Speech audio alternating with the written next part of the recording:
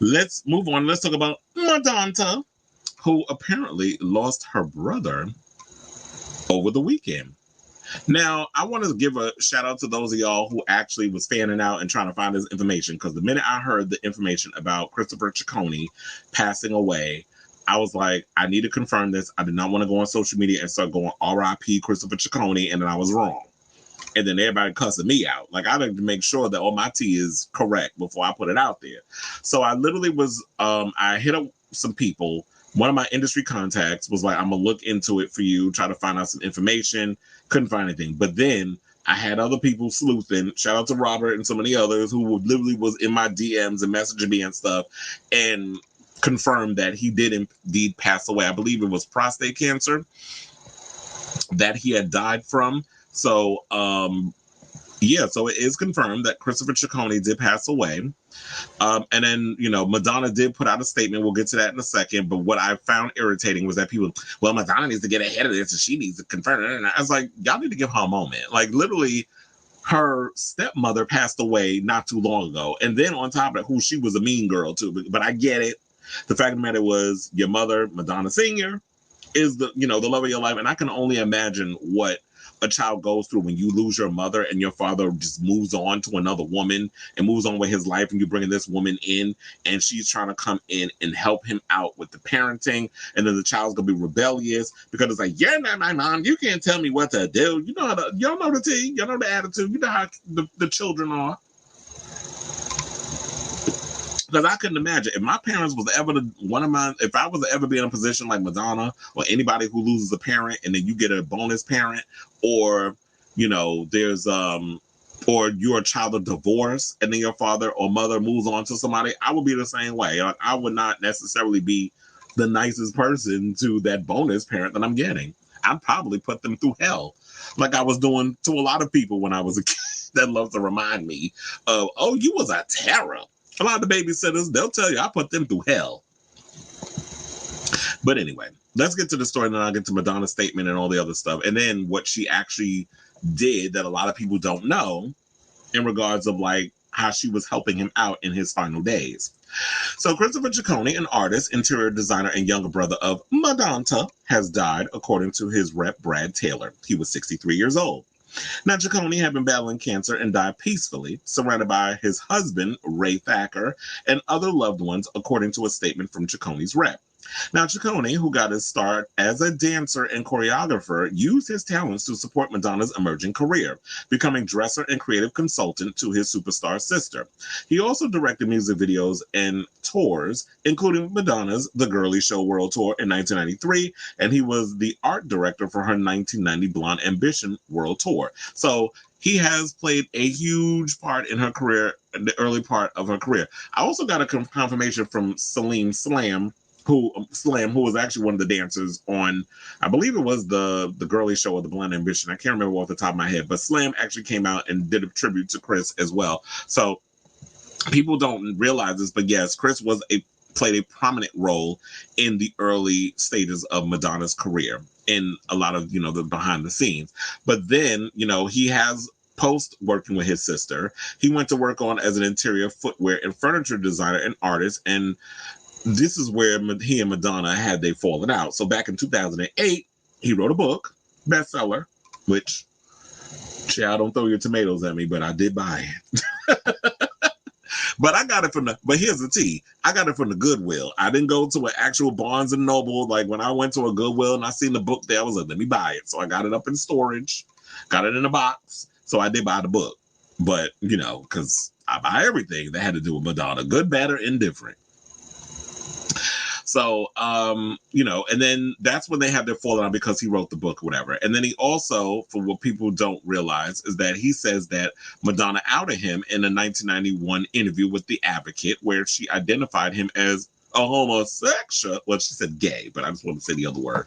And he accused Madonna's ex-husband, Guy Ritchie, of being homophobic, which I would not be surprised by. Like, Guy Ritchie is a guy's guy, not excusing the behavior, but he's a guy's guy. He's into mixed martial arts. He does a lot of these bro type movies, and I'm sure he's worked with quite a few homosexuals. I ain't trying to out nobody in Hollywood, but Guy, you have worked with a couple of homosexuals in your movies. If you know what I'm saying, I think you do. But anyway, so he basically said that guy was a homophobe. And here's the thing: you cannot be married to the Queen of Pop and expecting her to be demure and mindful as she once was briefly when they were going through their marriage, whatever, the little frilly dresses and her being all very British, posh, and all that other stuff. And then it was like, the rebellious side of hers coming out was through her music and all that other stuff, the concerts and things of that nature. Watch the Reinvention show if you don't know what I'm talking about. And I'm going to tell you a secret and all that. You get all of that from that. That rebel's still there, even though she was married to Mr. Demure. As he was trying to present himself as much. But yeah, you cannot be married to one of the biggest queer advocates and someone who was at the forefront of the HIV and AIDS movement before it became this popular thing when pop stars supporting the gays and supporting people with HIV and AIDS and that sort of thing. Madonna has endured a lot. Her career was on the line a lot of times because she was defending the gays and defending people who were dying of HIV and AIDS and that sort of thing, which was a taboo thing in Hollywood. Now everybody doing it. But you cannot be married to her and be a homophobe. That just don't make sense. That's like hating black folks, but you in an interracial relationship. So he said that the turning point in their relationship came when she brought cameras to their mother's grave for the 1991 documentary Truth or Dare, saying, I kept it inside and I thought to myself, okay, there are no boundaries now. My mother's now become a bit player in her life story, and it hurt me. He told Good Morning America in 2008, and my opinion of her altered at that moment. I never said anything about it. He also added, I think ultimately she's a lonely person, and unfortunately it truly is lonely at the top. Well, yeah, that's the truth. And my thing is this. Now, while you sitting there looking at it as like she's using your mother as a side attraction, or she's using it for clout, as, the kids like to say. Damn, I'm making myself sound old when I say that. But anyway, she was like, yeah, everybody said, oh, she's using the mother for clout. But I'm like, if she's doing a documentary that is showcasing the good, the bad, and the ugly side of her life, which I applaud her for. The fact of the matter is, you get too many of these people that do these documentaries and music, these music documentaries, and they only want to show one side of themselves. Madonna was willing to show her vulnerable side, her sexy side, her bitchy side. We got all the sides. So I like seeing that she humanized herself in a lot of these situations. Behind that hard exterior is somebody who's soft and pink.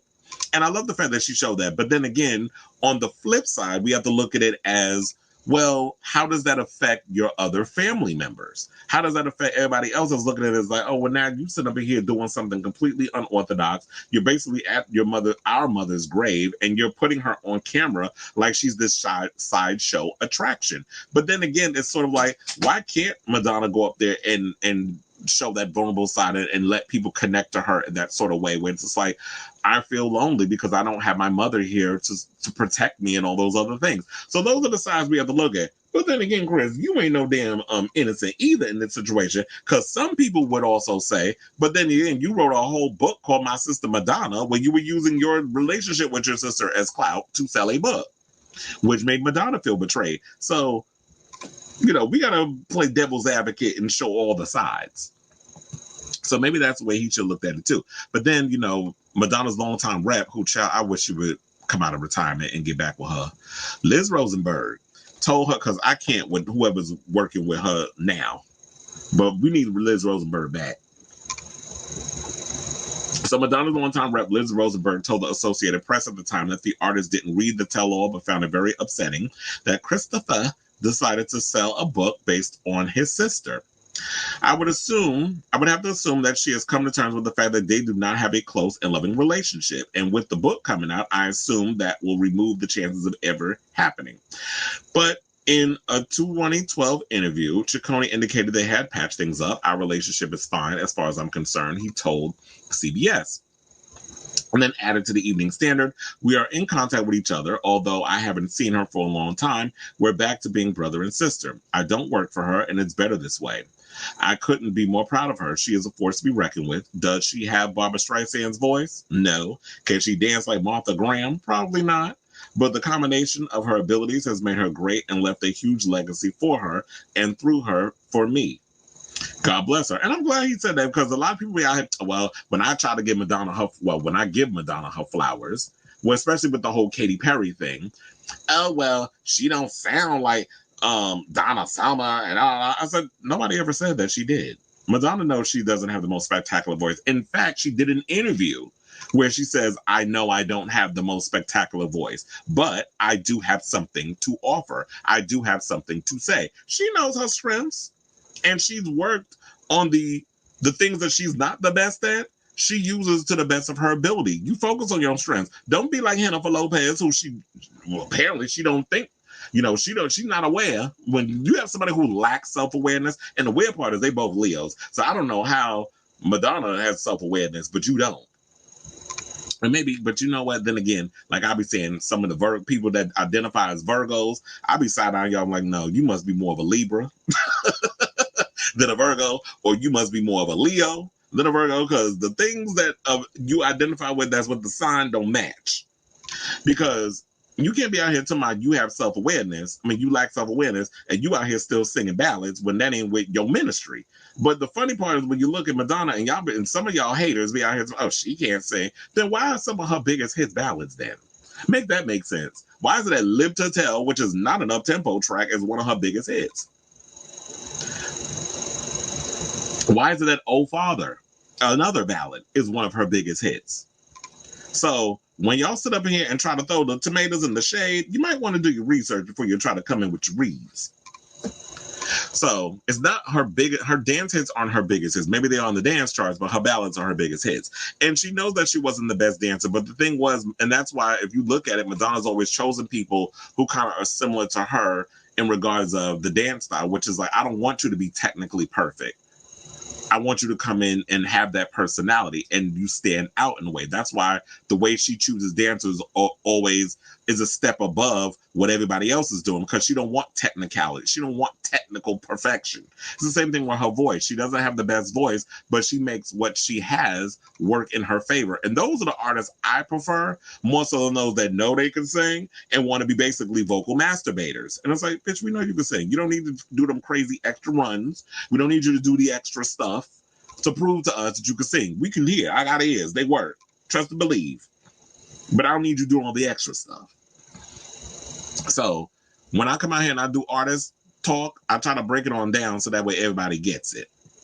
But then I should also, before we get to Madonna's statement, I want to talk a bit about her gesture that she did for her brother, in his final days.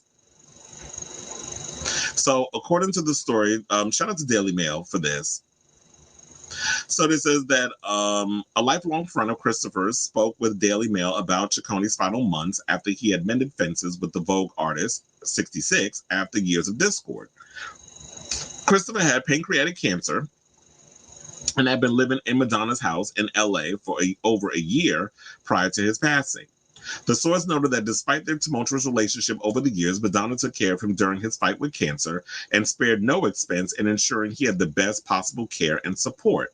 Ciccone also had past clash with Madonna for outing him in a 1991 interview she did with The Advocate.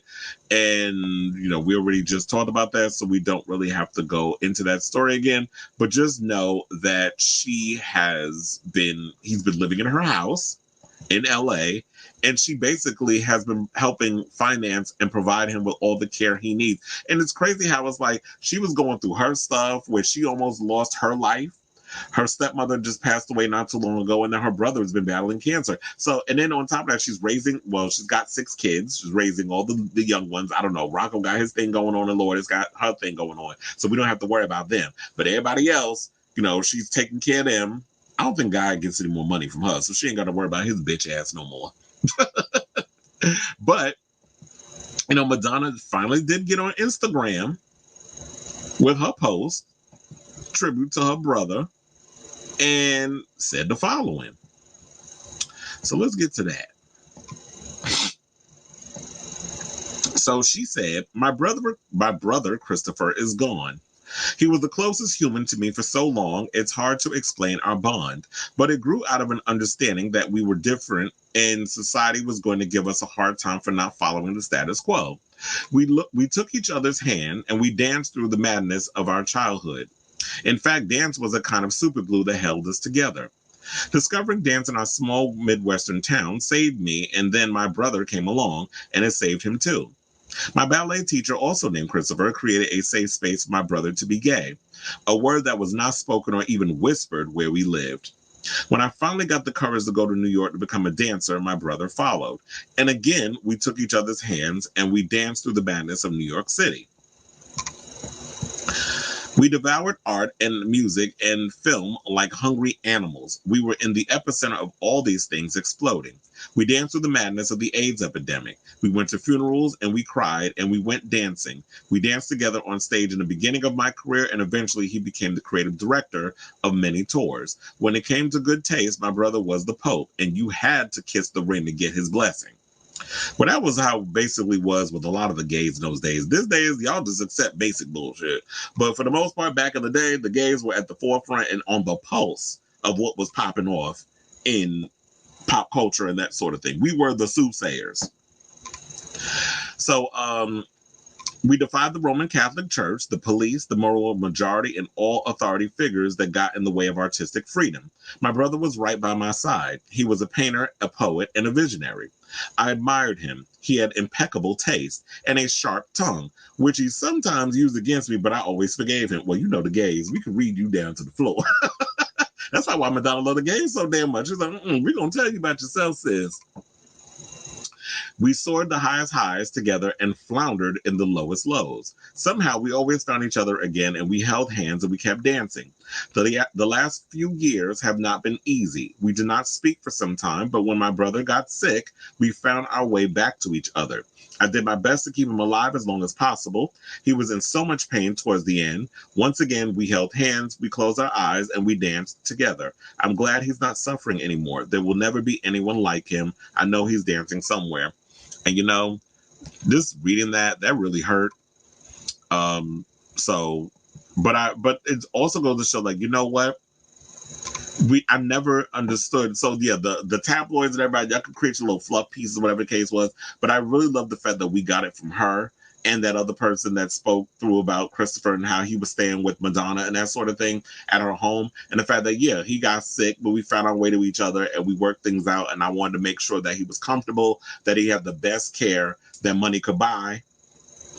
And I'm going to take care of my family. So it was good hearing that, you know, they found their way back to each other. But I did not know the magnitude of their relationship in that way, that when she moved from Michigan to New York, we've always heard about, the $35 in our pocket and that sort of thing. We always hear that story, but I never knew that Christopher also moved to New York, because that would have also been the perfect place for him as a gay man in the 90s.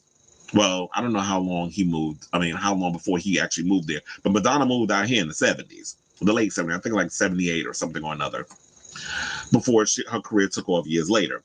But when he moved here, I don't know how long that was, but coming in, we'll say maybe he came out here in the 80s, whatever the case was. That is a perfect time for him, especially, you know, with the crazy AIDS crisis and all that other stuff, for him to, you know, develop as a gay man and be his true authentic self, because you could be whoever you wanted to be in New York.